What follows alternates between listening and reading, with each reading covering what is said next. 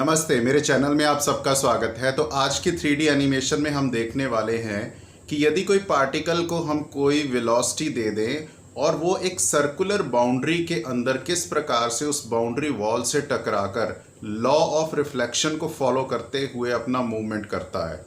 तो ये सारी हम कोडिंग करेंगे। आज की वीडियो बेसिक रहने वाली है। अगर ये आपने अच्छे से समझ लिया, इसकी coding step by step follow कर ली, तो इसके बिहाफ पर आगे हम फ्यूचर में जो भी रियलिस्टिक फिजिक्स के इंजन्स बनाएंगे, जैसे कि collision of particles with in a vessel या फिर बहुत अच्छे अच्छे म्यूजिकल पॉलीरिदम्स, ठीक है।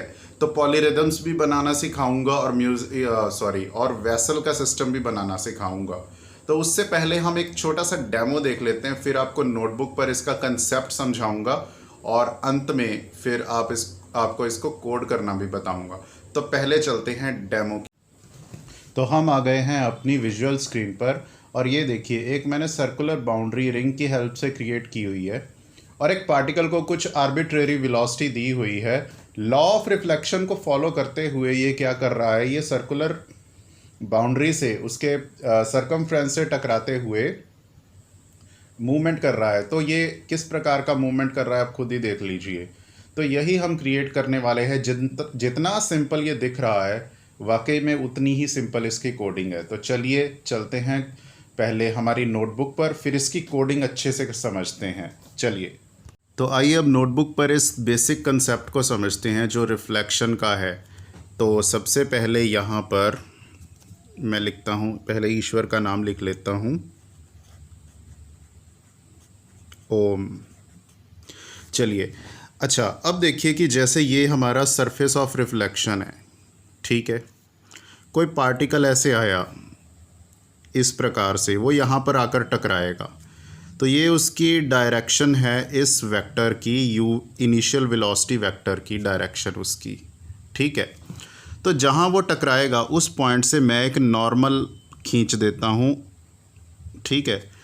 उस सरफेस के परपेंडिकुलर में एक नॉर्मल खींच देता हूँ। लॉ ऑफ रिफ्लेक्शन बोलता है कि जिस एंगल ऑफ इंसिडेंस से पार्टिकल टकराता है, उसी एंगल ऑफ रिफ्लेक्शन से वो क्या है, उसी प्लेन में वो चला जाता है दूसरी ओर, ठीक है। तो सेम एंगल होता है। लॉ ऑफ रिफ्लेक्शन बोलता है angle of incidence equal to angle of reflection. पर अब हम इसको वेक्टर के फॉर्म में समझते हैं कि अब हम क्या करने वाले हैं। अच्छा, एक काम करते हैं, मैं रिसॉल्व कर लेता हूँ इस u वेक्टर को इसके दो कंपोनेंट्स में। देखो भाइयों, एक कंपोनेंट तो होगा कि जो परपेंडिकुलर होगा इस नॉर्मल के, ठीक है। तो इसको मैं UP वेक्टर बोल देता हूँ, और एक होगा जो यहाँ इसके बिल्कुल मतलब पैरेलल होगा नॉर्मल के, तो ये होगा UN नॉर्मल। तो यानी कि कहने का अर्थ ये हुआ कि UP vector plus UN vector को मिलाकर बना है हमारा इनिशियल वेलोसिटी वेक्टर उस पार्टिकल का। अब आगे ये बात तो हो गई। अच्छा, जब हमारा पार्टिकल इससे टकराएगा तो एक्चुअल में होता क्या है, होता ये है कि ये हमारा जो परपेंडिकुलर वेक्टर है, ठीक है ना, परपेंडिकुलर कंपोनेंट है इस वेलोसिटी वेक्टर का, ये तो जस का तस रहता है, मतलब इसकी डायरेक्शन ऐसे ही रहेगी। लेकिन ये जो नॉर्मल है ना, ये रिवर्स हो जाता है कि जब ये टकराएगा तो ये जो नॉर्मल है तो ये रिवर्स हो जाएगा, ये उलट जाएगा। मैं आपको ऐसे समझाता हूँ। देखो, ये सीधी दीवार है, एक पार्टिकल सीधा आ रहा है ऐसे, वो ठा करके यहाँ पे टकराया और वैसे ही वापस मुड़ गया। यानी कि नॉर्मल का जो कंपोनेंट अलोंग द नॉर्मल होता है वही क्या होता है, कोलिजन में रिवर्स होता है। तो ये बात आपको समझ लेनी होगी, ठीक है। अब आगे चलते हैं। अब हम ये कैसे कैलकुलेट करें कि ये जो फाइनल वेलोसिटी v है वो कितनी आएगी, ठीक है।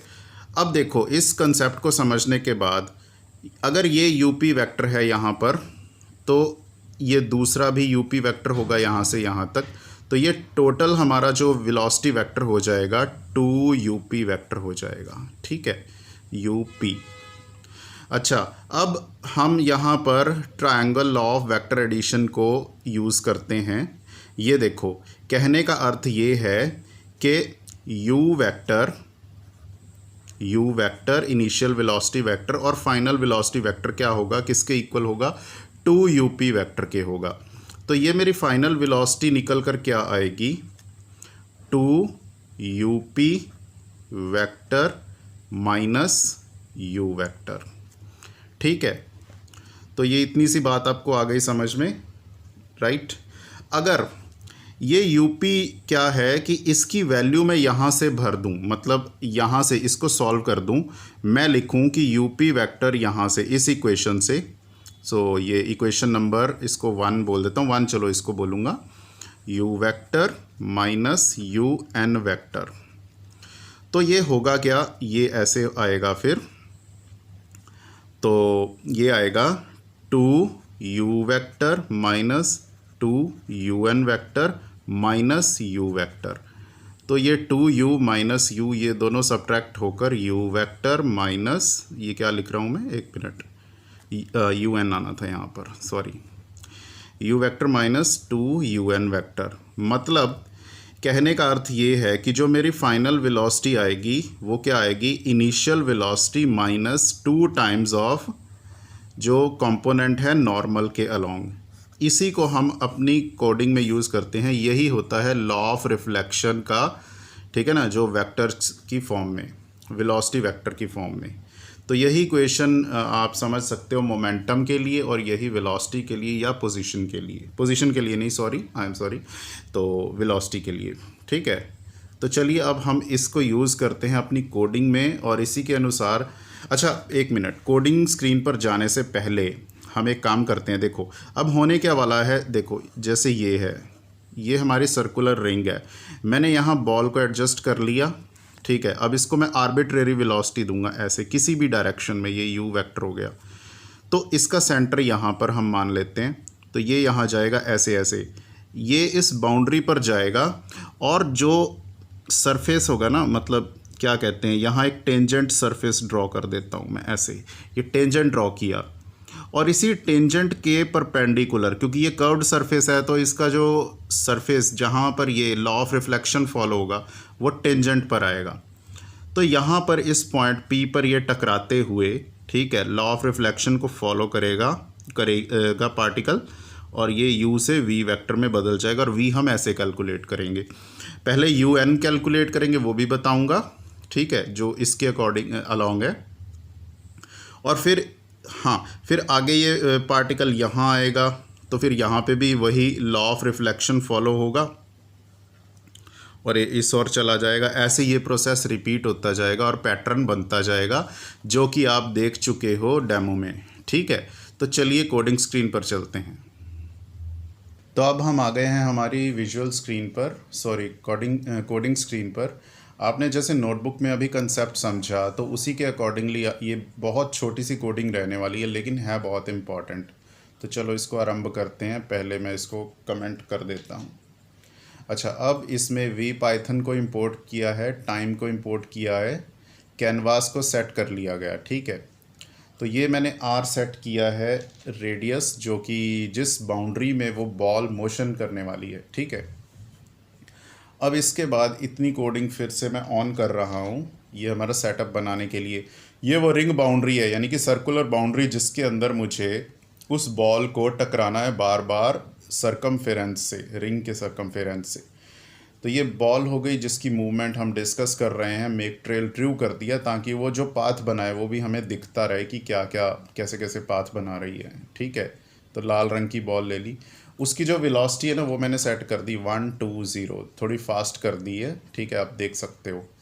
अच्छा, अब आती है बारी। पहले बारी क्या आती है, पहले इसको देख लेते हैं कि ये सेटअप सही रहा या नहीं। तो मैं बनाता हूँ ये, हाँ। और अब आए हम विजुअल स्क्रीन पर। तो जैसा कि आप देख सकते हो, ये बिल्कुल हमारा मोशन सेट हो गया, मतलब मोशन नहीं सेट हुआ, ऑपरेटर सेट हो गया। अभी हम इसको बॉल को मूव करेंगे, और ये उसी लॉ ऑफ रिफ्लेक्शन को फॉलो करते हुए इसकी बाउंड्रीज से टकराएगी, और मतलब कंटिन्यूस मोशन में रहेगी, ऐसे ऐसे ऐसे। ठीक है, इलास्टिक कोलिजन मैं यहाँ पर अभी मानकर चल रहा हूँ। इलास्टिक कोलिजन वही होता है जिसमें जिसमें एनर्जी जो है हमारी वो कंजर्व्ड रहती है, और मोमेंटम भी कंजर्व्ड रहता है, और हम मानकर चलते हैं कि इस पर कोई बाहरी फोर्स एक्ट नहीं कर रहा है। ठीक है, चलो अब इसको मोशन सेट कर देते हैं इसका। तो ये मैंने ऑफ़ कर दिया, तो यहाँ इसको ऑन कर देता हूँ। इनिशियल टाइम 0 सेट कर लिया, टाइम डिस्प्लेसमेंट 0.01, और 5 सेकंड के लिए प्रोग्राम को हम सुला देंगे ताकि वो सेट होने में थोड़ा टाइम लगे और हम आराम से अच्छे से उस मोशन को देख सकें। अच्छा, अब बात आती है यहाँ पर जो हमने नोटबुक पर अभी डिस्कस किया, उस पार्ट को मैं ऑन करता हूँ। वो इसमें कोड किया गया, देखो रेट 50 और इनफाइनाइट लूप चला दिया। अच्छा, बॉल डॉट पोज क्या होता है कि बॉल की जो पोजीशन वो कैसे अपडेट होगी, B dot V multiply D T. ये तो आपको पहले बहुत से प्रोग्राम्स में बता चुका हूँ। अब आगे चलते हैं, ये मेन पार्ट है। यहाँ से बॉल का कोलिजन डिटेक्ट होगा कहाँ पर, जो उस रिंग का सरफेस है, रिंग का जो रेडियस है ना। अच्छा, मैंने लिखा मैग्नीट्यूड ऑफ बी डॉट पोज, यानी कि बॉल की जो पोजीशन है वो अगर रेडियस से, मतलब रिंग के रेडियस से, आर से, ये जो आर अभी डिफाइन किया ना, यहाँ पे भी लिखा है और यहाँ पर भी, तो ये जो डिफाइन किया है अगर वो इससे ज़्यादा होने लगे। अच्छा, बॉल डॉट रेडियस भी साथ में जोड़ दिया। अगर मैं ये ना जोड़ता तो बॉल पहले आधी बीच में घुस जाती उसके सरकमफेरेंस के, फिर आती, तो वो एक अच्छा लुक नहीं देता हमें। तो इसीलिए ये वाला पोर्शन मैंने ऐड कर दिया, ठीक है। तो अब आगे बी डॉट पोज। अच्छा, तो अब आगे क्या होता है कि बी डॉट पोज मतलब जब ये चीज़ हो जाए तो हम, मतलब ये बाहर जाने लगे, मैं कहता हूँ कि ये जब ग्रेटर होने लगे तब वो एग्जैक्टली उसके बराबर में आ जाए, है ना। तो ये मैंने यहाँ पर लिख दिया इसको।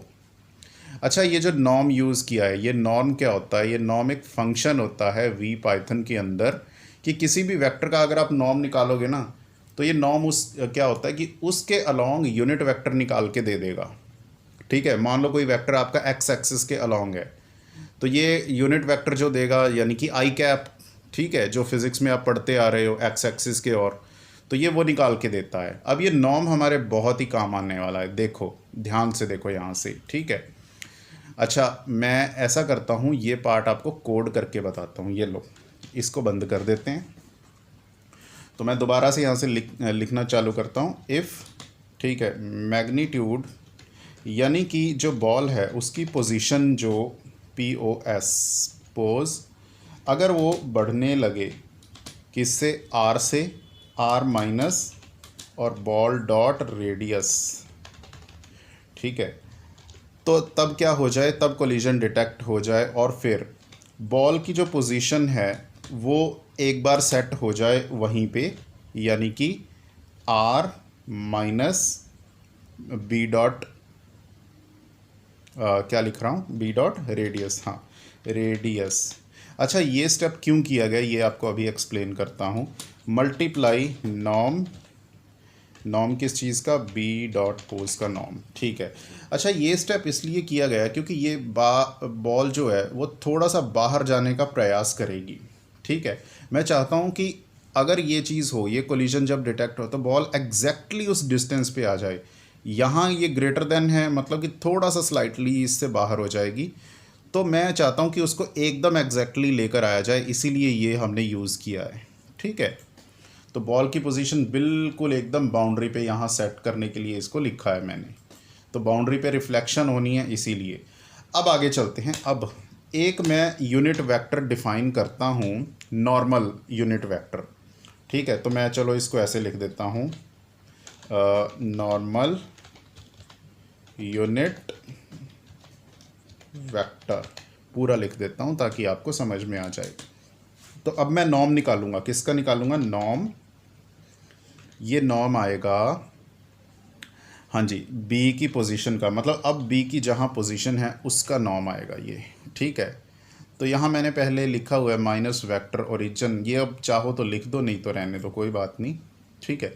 तो ये क्या हो गया, यूनिट वेक्टर कैलकुलेट हो गया। अब ये मैंने क्यों कैलकुलेट किया, मैंने आपको बताया था कि जो हमने रिफ्लेक्शन का फॉर्मूला अभी डिराइव किया है, ठीक है, यानी कि हमने ये डिराइव किया था, अभी आप वीडियो बैक करके देख सकते हो, ठीक है। हमने किया था v इक्वल टू यू, ये वेक्टर फॉर्म में है, ठीक है, माइनस 2 मल्टीप्लाई यू एन, ठीक है। यू एन मतलब नॉर्मल वेक्टर कंपोनेंट उसका, u का, तो ये हमने डिराइव किया।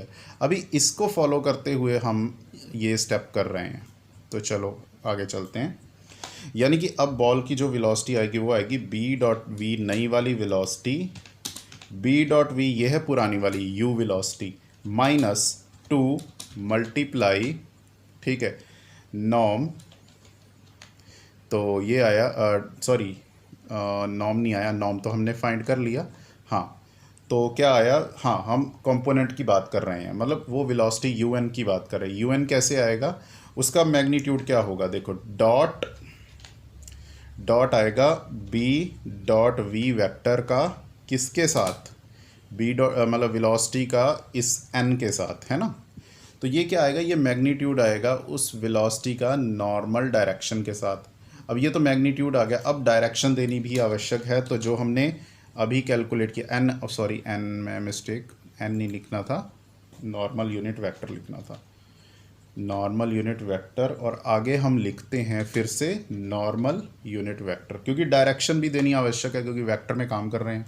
तो ये आ गया मैग्नीट्यूड उस नॉर्मल डायरेक्शन में, प्रोजेक्शन आ गई बी डॉट वी की, प्रोजेक्शन आ गई नॉर्मल यूनिट वेक्टर के अलोंग, और ये आ गया वो यूनिट वेक्टर। तो ये पूरी हो गई हमारी रिफ्लेक्शन की इक्वेशन। अब इसी के अकॉर्डिंगली क्या है कि हमारी जो वेलोसिटी है वो अपडेट होगी, है ना।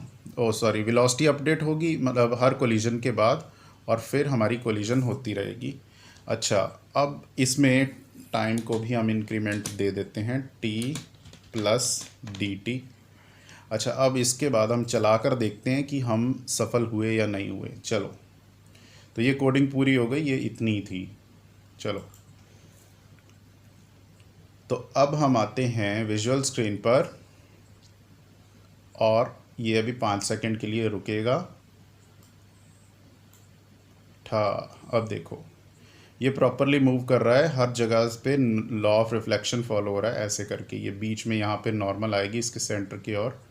तो ये बिल्कुल वैसे ही टकरा कर जा रहा है। आप इसको कोई भी वेलोसिटी दे दो, एक से ज़्यादा 2-3 बॉल्स रख दो तो वो भी ऐसे ही जाएंगी।